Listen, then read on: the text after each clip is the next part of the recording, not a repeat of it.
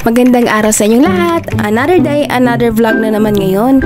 Kamusta kayo? May ganito ba kayong eco bag sa bahay nyo na hindi nyo na ginagamit at nakatambak lang dyan? Mangyaring huwag nyong itapon ng mga eco bag dahil maaari nyong gamitin muli o ma-recycle ang mga ito. Disclaimer lang, hindi po ito sponsored ng Gaisano. Sadyang nagkataon lang na ito lang ang mayroon akong eco bag dito sa bahay. Ito pala ang aking mga storage bag. Dito lahat nakalagay ang mga damit ko. So ito yung isa kong storage bag ay nasira na talaga at kailangan na palitan ng bago. Kaya sa vlog na ito, ibabahagi ko sa inyo kung paano gumawa ng sariling DIY storage bag gamit lang ang ating eco bag. Ang una kong gagawin, ipupunitin ko ang bawat gilid ng eco bag para ma-attach ko ang zipper. Dapat sa gilid lang ang pupunitin. So ngayon, blade lang ang ginamit ko kasi nawala ang aking cutter. Dapat dahan-dahan ang pagpunit ito dahil baka masugatan tayo kapag hindi tayo mag-ingat. Kasi may posibilidad talaga na tayo ay masugatan. Lalo na kung ang gamit natin ay matutulis na bagay. Kaya mahalagang magdubli ingat tayo sa bawat hakbang.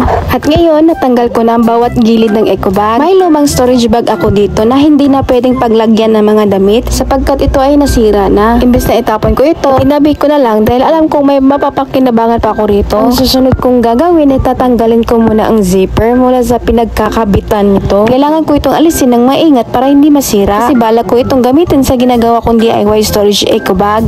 Natanggal ko na rin ang zipper. Kaya ngayon ay ikakabit ko ang zipper sa gagawin kong storage eco bag. Kung wala naman kayong eksaktong zipper na ganito, okay lang gumamit ng kahit anong zipper. Basta siguraduhin lang na tugma o sakto ang sukat nito sa eco bag na gagamitin nyo. Itatahi ko na ngayon ang zipper para maikabit ko ito sa gilid ng eco bag na ginagawa ko. Importante sa akin na maayos ang pagkakabit ng zipper para mas maging presentable ang kalabasan ng storage bag. Ang una kong tinahi ay ang kaliwang bahagi ng eco bag. Sinimulan ko talaga sa side na yan dahil mas madali kong maaayos ang alignment ng zipper. Pero para sa harapang bahagi ng eco bag, hindi ko muna siya tinahi kasama ang zipper. Ang dahilan yan ay plano ko pa itong lagyan ng cover o takip para mas maayos siya tignan. Natapos ko na ang pagtatahi sa kaliwang banda ng eco bag. Ngayon, kukunin ko na ang sukat o measurement ng eco bag na inihanda ko. Sinukat ko ang haba at lapad nito para malaman ko ang tamang sukat ng cover na gagawin ko para sa harapan ng eco bag. Sa aking pagsukat, ang haba ng eco bag ay nasa 20 cm at ang lapad naman ay nasa 48 cm. Mahalaga na insakto ang sukat para sigurado ring akma ang cover na ikakabit ko sa harapang bahagi ng eco bag. Ngayon ay i-fold ko siya ng 2 beses dahil ang rason nito ay para mas tumibay ang tahi at maiwasan ng pagtastas at pagkabutas ng tela o anumang material na gagamitin nyo. Sa ganitong paraan, mas nagiging matibay ang pagtahi nito lalo na kung araw-araw ginagamit o di kaya mga mabibigat ang inilalagay nyo sa eco bag. Itong ginagamit ko ngayon para gawing cover ay galing sa luma kong storage bag na medyo sira na at hindi ko na ginagamit. Itong material na ito ay gawa sa Peva. Pero kung wala kayong ganito, pwede rin naman kayong gumamit ng kahit anong available na materials sa bahay nyo tulad ng eco bag, sako bag, o kahit anong matibay na tela. Ang mahalaga, siguraduhin ninyo na matibay ang material na gagamitin para hindi agad masira o mapunit habang ginagamit. Kasi minsan kapag mahina o manipis ang materyales, madali talaga itong mapunit o masira. Ang susunod kong gagawin ay itutuloy ko ang pagtatahi mula sa harapang bahagi hanggang dulo.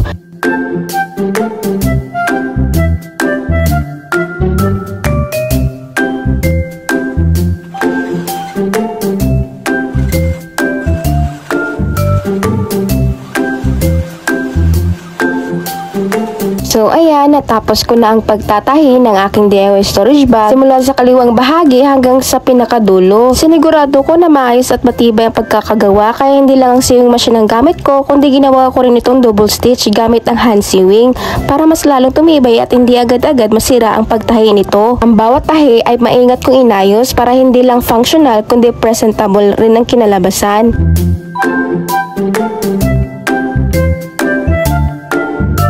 Ngayon, natapos ang buong proseso ko ng pagtatahi, masasabi kong tapos ko na talaga ito. At ito na ang final na resulta ng aking DIY storage bag. Sobrang nakakasaya talaga na makita ang finished product na ikaw mismo ang gumawa mula umpisa hanggang dulo. So, nakikita nyo naman na medyo malaki talaga itong nagawa kong DIY storage bag gamit ang lumang eco bag. Kaya marami itong kayang paglagyan ng mga damit o kahit anong gamit sa bahay nyo. Sinadya ko rin na hindi tanggalin ang original na handle ng eco bag kasi mas convenient ito kung gusto mong ilipat-lipat ang DIY storage bag o bitbitin gamitin ito kahit saan. O diba, sa simpleng eco bag lang na dapat sana itatapon na recycle pa natin at naging useful ulit. Hindi lang tayo nakatipid, nakatulong pa tayo sa kalikasan sa simpleng paraan. Imbis na itambak lang ay may mapapakinabangan pala itong eco bag. Sana ay nakatulong itong video na ito kung paano gumawa ng DIY storage bag. Kaya hanggang dito na lang ang vlog ko. Salamat sa panonood.